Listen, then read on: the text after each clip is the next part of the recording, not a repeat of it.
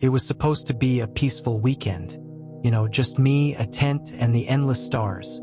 I'd been craving some time off the grid, so I packed my gear, drove 3 hours to this secluded national forest, and hiked deep into the woods.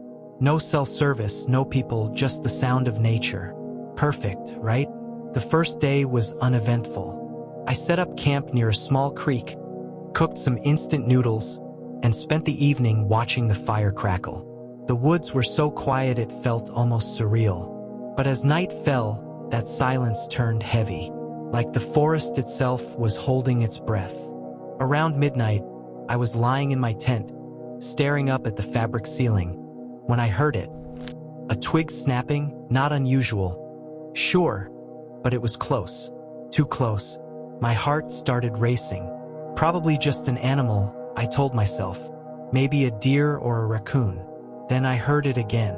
But this time it wasn't a twig. It was footsteps. Slow, deliberate, crunching leaves just outside my tent.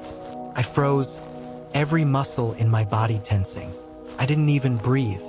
Whoever or whatever it was stopped right next to my tent. The shadow of their feet blocked the faint moonlight.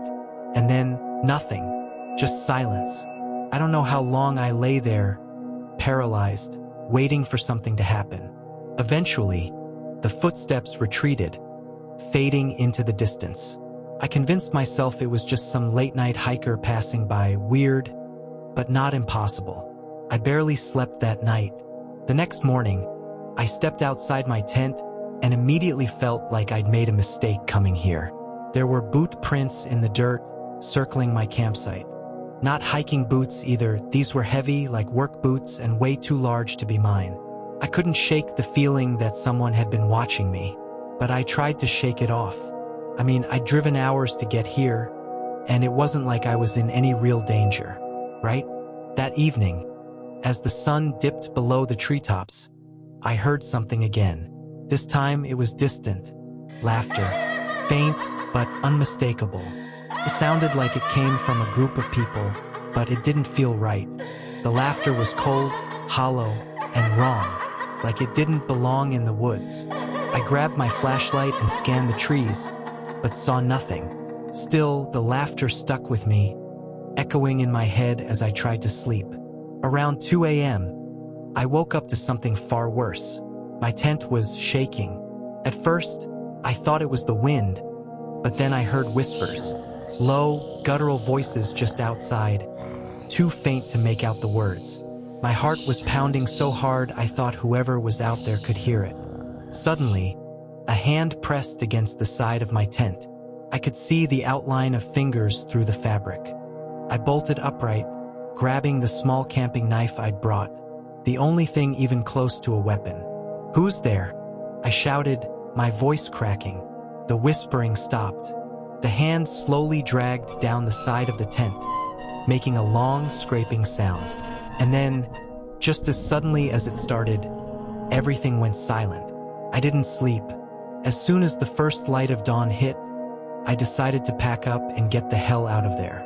But when I stepped outside, my blood ran cold.